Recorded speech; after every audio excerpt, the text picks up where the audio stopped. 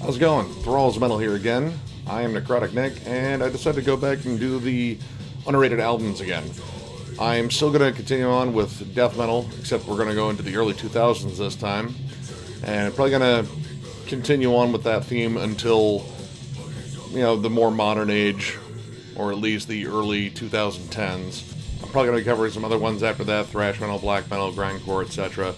So I want to continue on with this particular thing because it's kind of fun to do. Now, early 2000s was kind of an interesting era for death metal. Nu metal was finally starting to die out. Now, what replaced it was more metalcore. Metalcore wasn't too bad. It had heavier elements. It actually sounded like real metal again, except with hardcore elements, which I like hardcore. So that was kind of cool. But the fact that metal started sounding more visceral, you hear more guttural screams and roars and such, that started, getting me back into the older stuff again and just flat out death metal. Plus, with the rise of melodic death metal during that time, too, it got noticeably more popular as well, mostly because metalcore was also borrowing from that as well. So at least stateside, it's kind of an interesting time. But I want to go into more of the heavier stuff, more old school brutal death metal and some tech metal that I thought were underappreciated or just kind of flew on the radar for the most part. So, here we go. Alright, first we have Flesh Crawl with their album As Blood Rains from the Sky, We Walk the Path of Endless Fire. That is a mouthful. This is a German death metal band, but you wouldn't guess it listening to them. They sound Swedish as fuck. The buzzsaw guitar tone, D-beat stomps, of course coupled with blast beats, really good guttural roars. I really like this because at this point Swedish death metal kind of run its course for the most part. There really weren't a lot of bands that were keeping up with that sound. Even Dismembered slightly changed around their sound a bit and then went back to their older sound again before breaking up.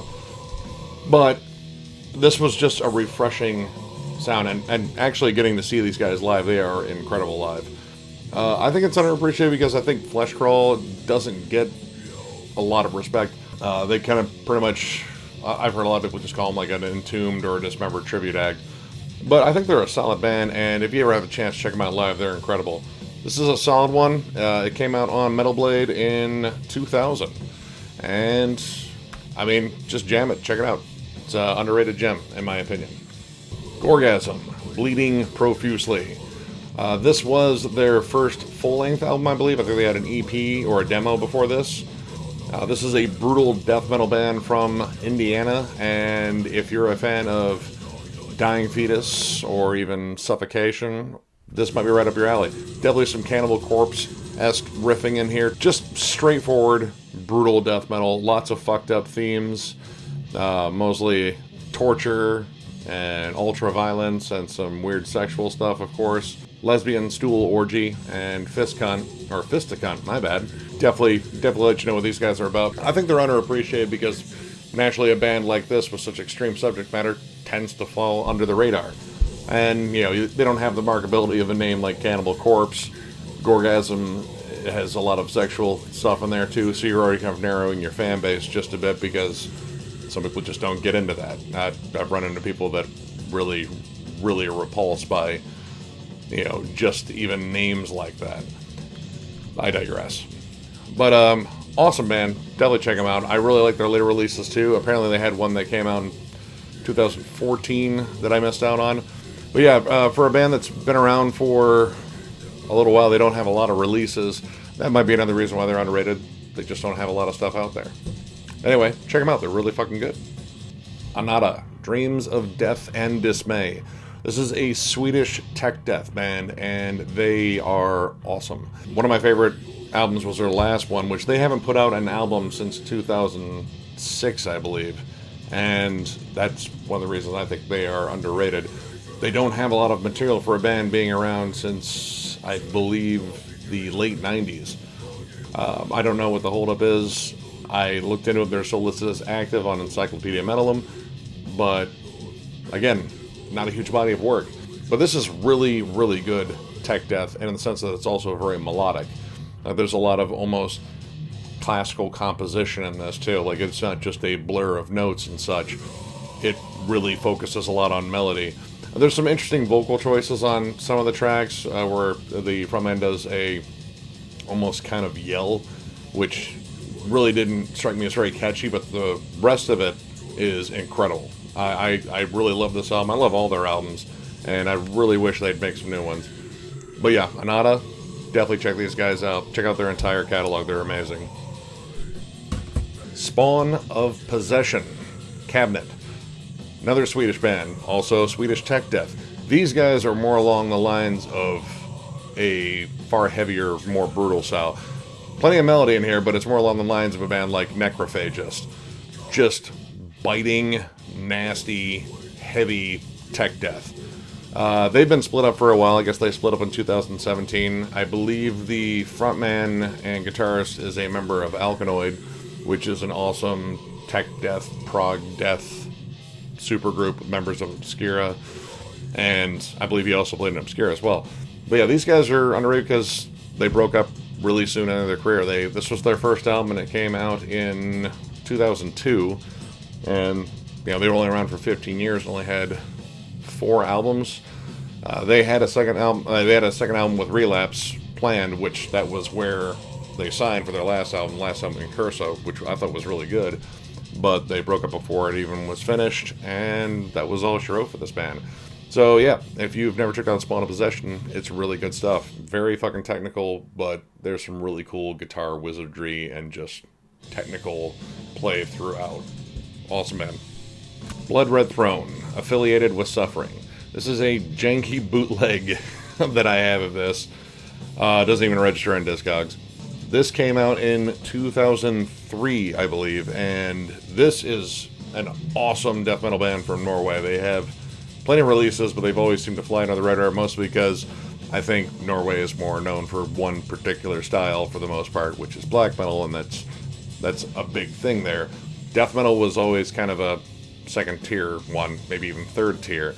If you love Cannibal Corpse, Deicide, very Florida death metal, very chuggy, very thrashy, this is an awesome album. I especially love the song Razorjack. That's one of my favorites on here. It's one of my favorites by the entire band. Definitely check out Blood Red Throne. They are fucking awesome. Exhumed, Anatomy is Destiny. This one I think is underrated because it was a change in the sound for the band. Now this is probably one of the more well-known ones I have on here, but this is where they shifted from their death grind, almost gore grind on the first 2 albums, Gore Metal and Slaughter Cult, which are really great albums. This one, they started worshiping later Carcass. The first one's definitely echoed, Symphonies of Sickness and maybe even a little bit of Recaputrefaction. This one started playing more on the more complex song structure and melody that was included on Necroticism and Heartwork. And it kind of divided fans. For the most part, I've seen people bicker about this one, like, this is where they fell off, and some people like the really old style of Exhumed, some people like their newer style. I think this was an interesting turning point because I really started getting into this sound as well. I love their older stuff, and it's very primal, and I love that, but I like the complex song structures on this, or at least more complex song structures. This definitely showed me that Matt Harvey was a hell of a writer, and he's in a fucking multitude of different awesome bands, but this is the one I love coming back to the most, is Exhumed. Definitely check these guys out. If you've never heard Exhumed, that is an awesome band to check out, especially if you're a Carcass fan. They fucking worship the ground they walk on. But yeah, underrated gem by them, I think. Check it out. Funerus, Festering Earth. This band features a couple, John and Jill McKenty. Now, John McKenty, most people know from Incantation. Awesome death metal band, heavy as fuck, evil as fuck, or at least sounds evil as fuck. John seems like a cool guy. I've met him once. This is a more old school death metal project. Like, I thought it was going to sound like Incantation, but it actually sounds closer to something like Obituary or even Jungle Rot. Simple, straightforward, meat and potatoes, death metal with a lot of fucking old school groove. Like, this came out in 2004, and it feels like it could have come out in 1993 or 92. Like, just a really awesome old school sound, and underrated because, it's just a side project for John McKenty. Most people focus on Incantation. I don't blame them. They're fucking amazing. They also only have I believe 2 albums and an EP. The EP is only on a 7-inch. I don't collect vinyl, so that one's out for me unless they re-release it on CD. That'd be cool. But I have their 2 albums, and I dig them both. It's awesome. It's nasty sounding. It has John McEntie's token low, nasty vocals, and a really nasty, like almost obituary-esque guitar tone too, which I love. Old school death metal coming out in 2004. It's kind of refreshing. Definitely check these guys out. Check out their other album too. It's fucking amazing as well. NonSlaughter, Goat.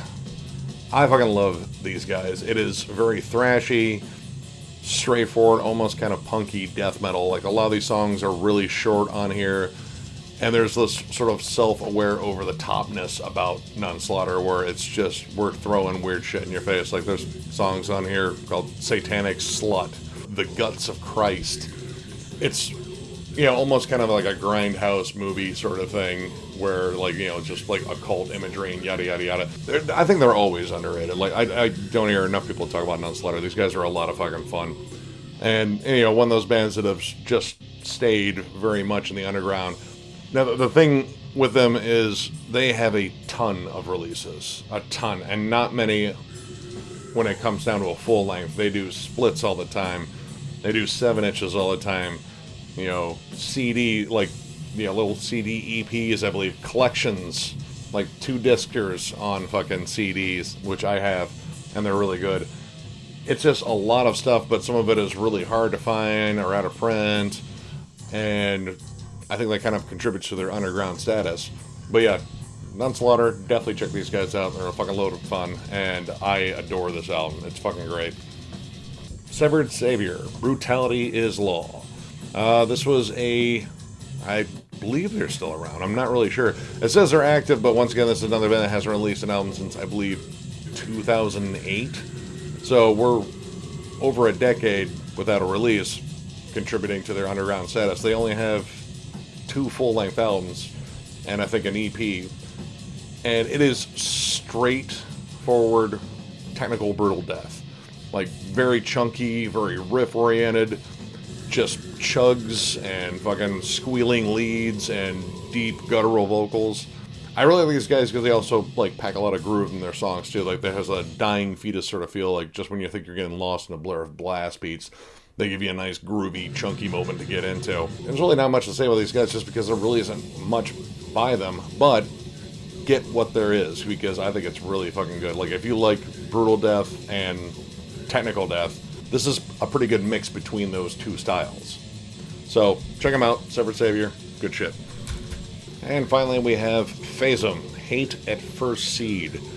Now, this band changed their sound altogether after this album. This was their first album. It was very death doomy, almost sounded like it was from Finland, but these guys are from France. And it had a weird, I guess, ecological theme where plants were attacking man and taking the planet back and yada yada yada. But it's done in a, like, not like, you know, being preachy about, you know, environmentalism and such, more of a horror theme, which I thought was pretty cool. I really just dig the shit out of this album in particular, but they later on shifted to more of a death and roll sound, like more akin to, you know, Wolverine Blues by Entombed, and, you know, more dark sense of humor sort of stuff, but, you know, in a different theme. And this one, I think, just is sort of a standalone gem by them, because in terms of just regular death metal, I like the death and roll stuff. If you love death doom and just kind of slow, groovy death metal, this is a great fucking listen. Really solid band. I prefer the earlier stuff, but more recent stuff's pretty good from what I hear. I just gotta check it out. Anyway, check these guys out. Phasm. Good shit. Alright, well, that'll do it for another Underrated Albums episode. If you like the video, give it a thumbs up, and if you're new to the channel, subscribe. We do shit like this all the time. Catch you later.